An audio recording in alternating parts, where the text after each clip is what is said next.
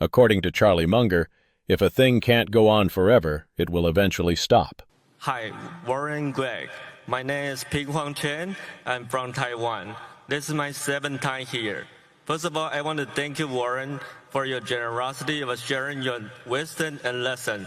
You changed my life, and you're my role model and my hero. And my question is, Warren, you mentioned that Mr. Abel would be in charge of capital allocation in the future. And I'd like to know your perspective on, is it easier for a business operator to be an investor or for an investor to be a business operator? Thank you. No, that's a good question.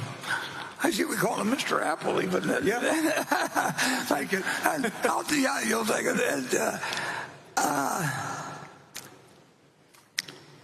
It's a lot tougher to be an operator. I mean, it's easier to sit in a room like I do and play around with money. It's just an easier life. That doesn't mean it's a more admirable life. It doesn't. But it's actually been a pleasant life for me, so I don't complain in the least. And I've been able to choose my friends, which has made an enormous difference in my life. I've never had to work for anybody that I really didn't admire. I mean, that's a luxury in life. I had 5 different people I worked for. And,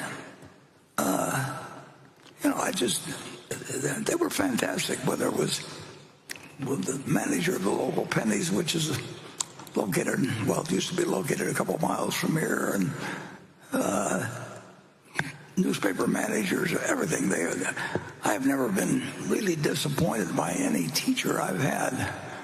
So, but I would have to admit that I've been able to choose what I do with my day to an extraordinary degree compared to be a business operator. And in many cases, I wouldn't like to compete to be a top-notch business operator in terms of some of the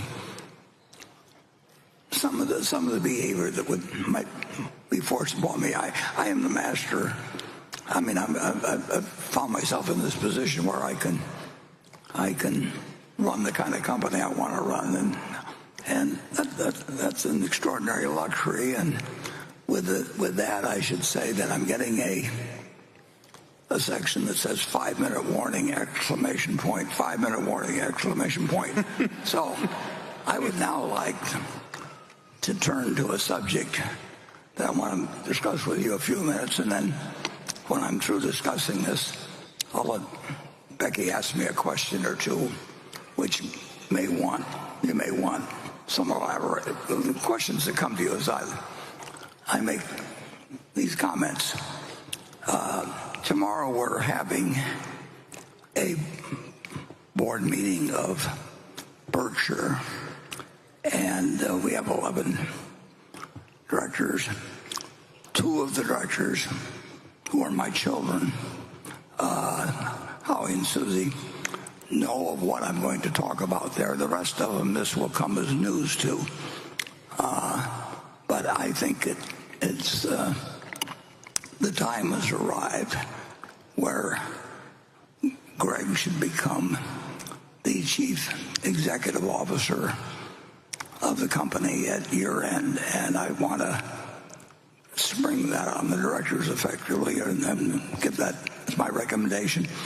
Let them have the time to think about what questions or what structures or anything they want, and then as the meeting following that, which will come in a few months,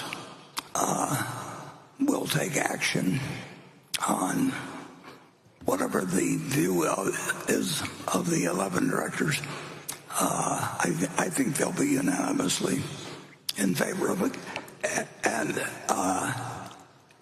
that would mean that at year end, Greg would be the chief executive officer of Berkshire, and I would still hang around and could conceivably be useful in a few cases, but the final word would be what Greg said: in operations, in capital deployment, whatever it might be. I could be helpful, I believe, in that, in certain respects, if we ran into periods of great opportunity or anything. I think that Berkshire has a special reputation that when there's times of trouble for the government, that we are an asset and not a liability, which is a position that's very hard to have, because usually the public and government get very negative on business if there's a time like that. But so I think there might be a time when I'd be helpful, but Greg would have the tickets, and he would make, like I said, whether it's acquisitions, I think the board would be more welcome to giving him more authority on large acquisitions, probably if they knew I was around. But he would be the chief executive, period. And like I say, the plan is to, and Greg doesn't know anything about this until what he's hearing right now, but that, yeah,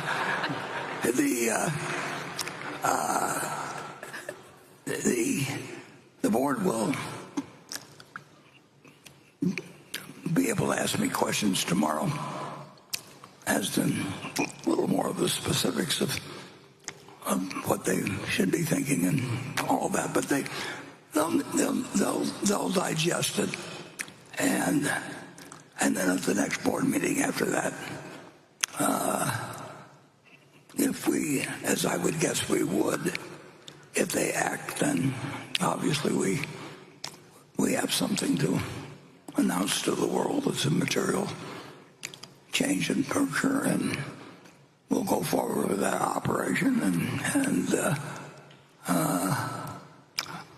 I will play with a Ouija board or whatever, and that comes out in terms of doing things. But I will not.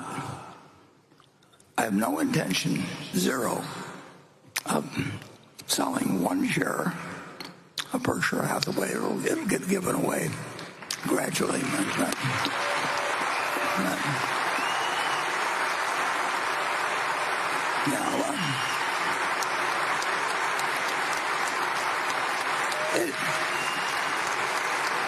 It just won't.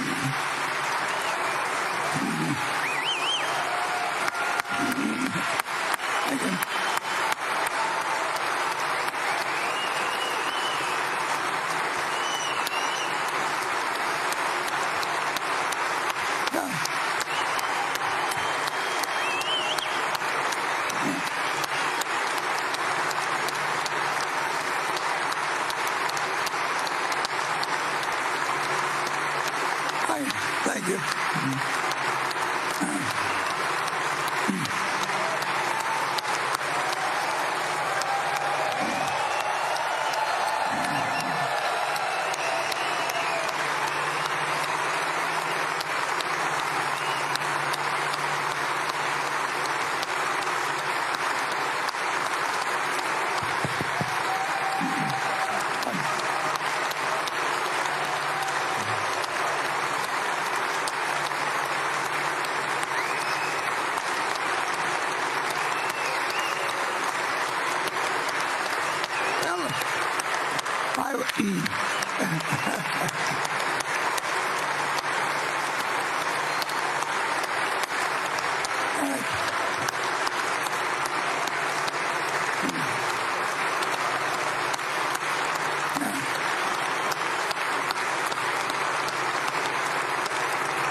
Okay, drink your Coke and calm down.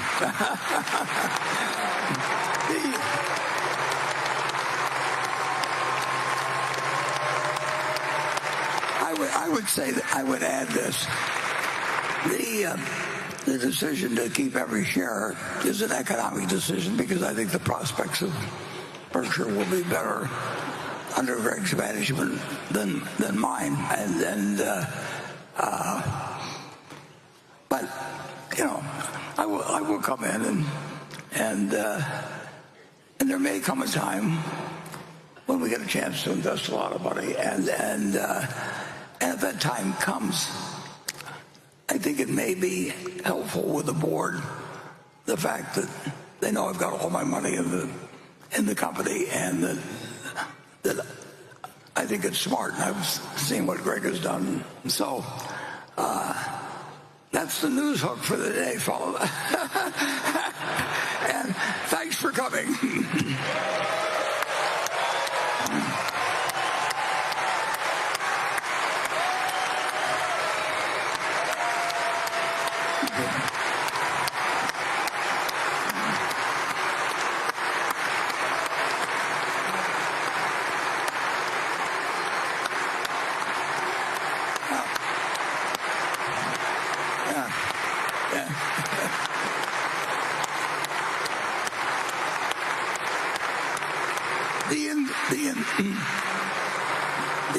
The enthusiasm shown by that response can be interpreted in two ways, but I'll take it as a problem.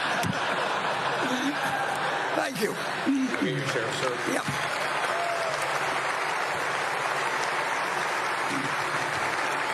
Okay.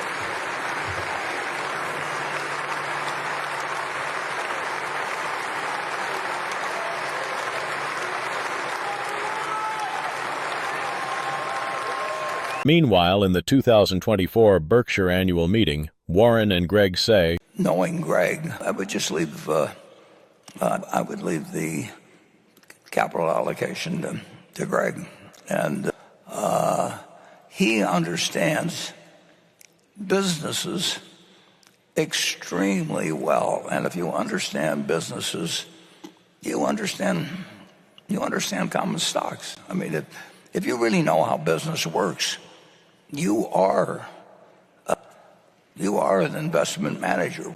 How much you manage, maybe just your own funds or maybe other people. And if you really are primarily interested in getting assets under management, which is where the money is, you don't really have to understand that sort of thing. But that's not the case with Ted or Todd, obviously. But I think the responsibility ought to be entirely with Greg. As we go through any transition, it's important to know that the capital allocation principles that Berkshire lives by today will continue to survive, Warren. And in the 2023 Daily Journal annual meeting, Charlie says, Greg is just sensational at being a business leader, both as a thinker and as a doer. And he's also sensationally good at smoothly getting things done through other people. So he's a very remarkable human being. And Berkshire is very lucky to have him. And he's also just a tremendous learning machine. You can argue that he's just as good as Warren is learning all kinds of things. And one of the interesting things about Greg is there's some things he's better at than Warren is. And Warren knows that, and he just keeps dumping on Greg everything that Greg can do better, and it's a lot. And so the system at Berkshire is working pretty damn well. We're very lucky to have a 92-year-old that's as good shape as Warren, and we're very lucky to have a chief executive like Greg. Greg is very remarkable.